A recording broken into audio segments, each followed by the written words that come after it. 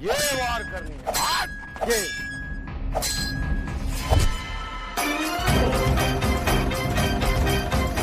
कौन गुस्ताख है ये? किसकी हिमाकत है ये?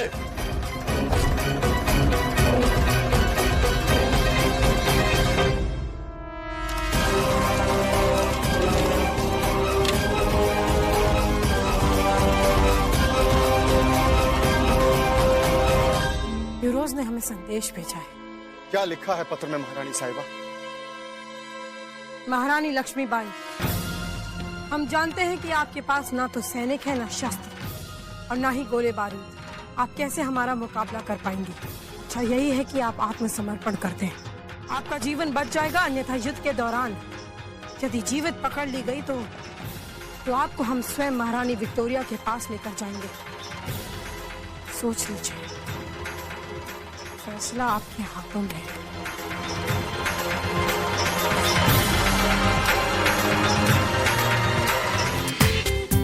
पूरा एपिसोड देखिए ZEE5 पर।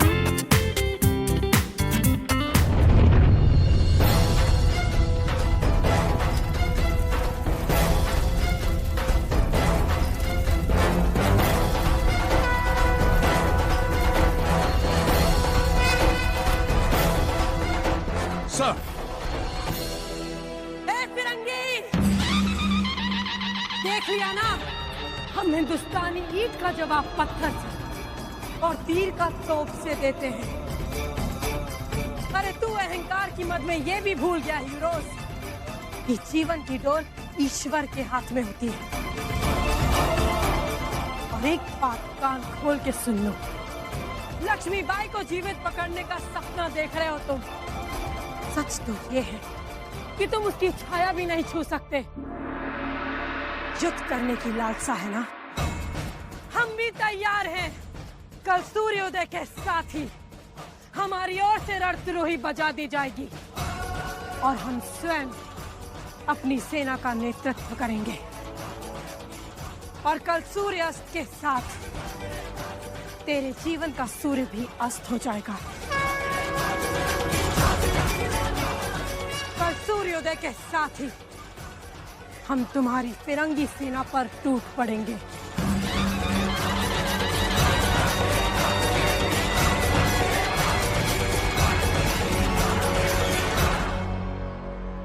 क्वीन ऑफ शांति ने अनाउंस कर दिया वॉर। ब्लडी टुल्हाजू।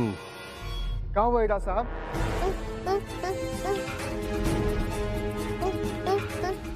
क्या कह रहे हो? हमें कुछ समझ में नहीं आ रहा है। कोई खतरे की बात तो नहीं? हमें अभी महारानी साहब को सूचित करना पड़ेगा।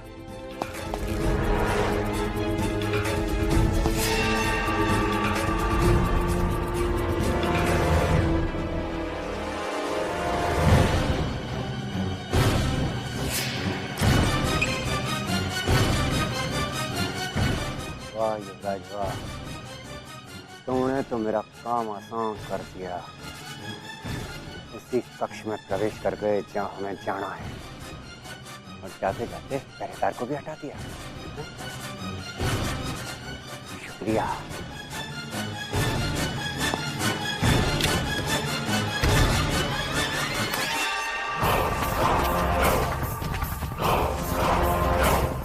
युवराज, प्यारे युवराज, मैं जानता हूं कि तुम यहीं कहीं छिपे बैठे हो, पर घबराओ मत। मैं आभारी हूं तुम्हारा युवराज कि तुमने मेरा काम बहुत आसान कर दिया है। मैं जहां आना चाहता था तुम मुझे वहां लेकर चले आए। युवराज, तुम तो गूंगे हो, तुम क्या बताओगे? अब देखो किस तरह से मैं तुम्हारी आंखों के सामने यूरोज को इस मशीन से संदेश भेज रहा हूं। इसको कहते हैं झांसी की तबाही की मशीन।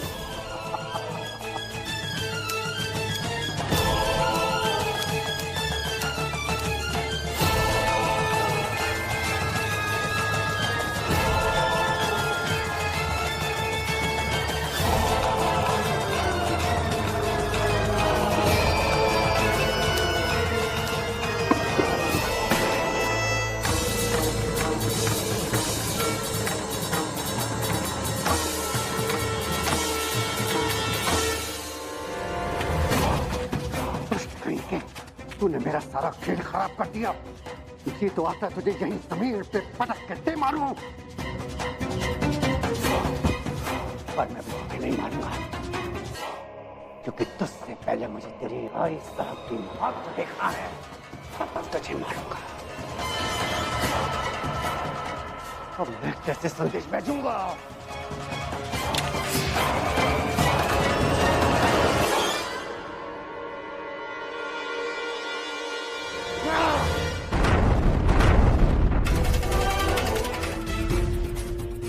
क्या हुआ दामोदर, आप इतने घबराए हुए क्यों हैं? युवराज को हाथों में तीर लिए भागते देखा तो मैं उनके पीछे पीछे चला आया।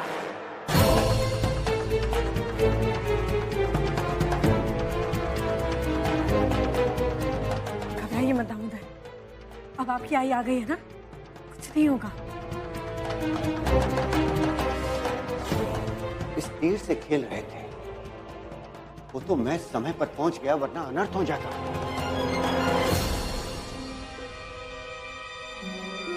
ये काली ने तीर बनाया था।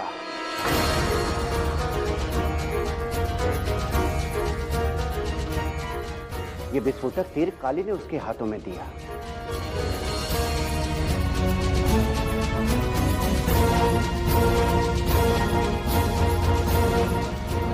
जी माफ कीजिए महारानी साहब, विस्फोटक तीर तो हम बनाए रहे, लेकिन युवराज आए और उठाकर ले गए। हम पीछे पीछे उन्हें ही ढूंढत रहे, लेकिन कोई बात नहीं काली, परंतु आगे से ध्यान रखना, विस्फोटक सामग्री ऐसे या सावधानी से नहीं छोड़ देते। महारानी, आप ये सब छोड़िए, पहले युवराज को किसी वैद्य को दिखाइएगा। हो सकता है इनको अंदरूनी चोट आई।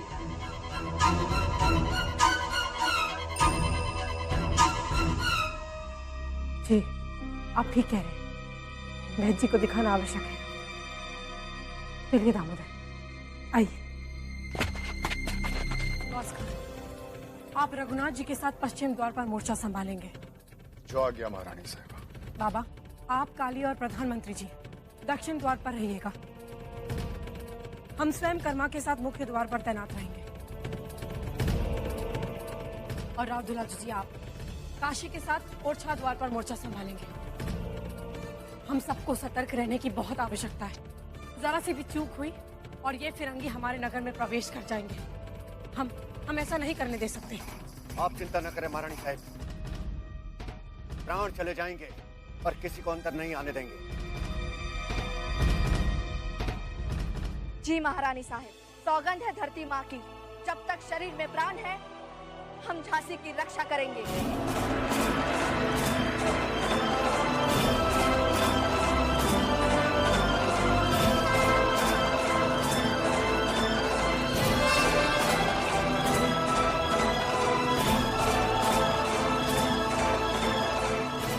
हम सौगंध खाते हैं अपनी मातृभूमि की। हम भी सौगंध खाते हैं अपनी मातृभूमि की।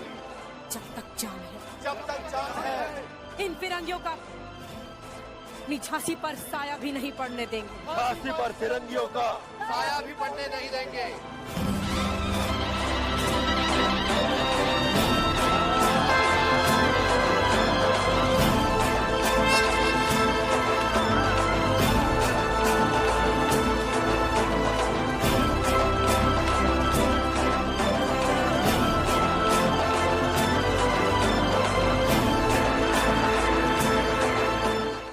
दुश्मन के खेमे का कोई भी सिपाही अंदर आए, उसके पहले तुम्हारे तलवार की धार बोलनी चाहिए। आज समय आ गया है तुम्हें अपना शौर्य और जौहर दिखाने का। दिखला दो इन अंग्रेजों को कि हम हिंदुस्तानियों के तलवार में कितनी धार है। न हम हिंदू हैं न मुसलमान, हम इस धरती की संतान हैं। और आज इस धरती माँ ने हमें अपना कर्ज उतारने का मौका दिया है। कोई अपने कदम पीछे नहीं हटाएगा। पूरा एपिसोड देखिए ZEE5 पर।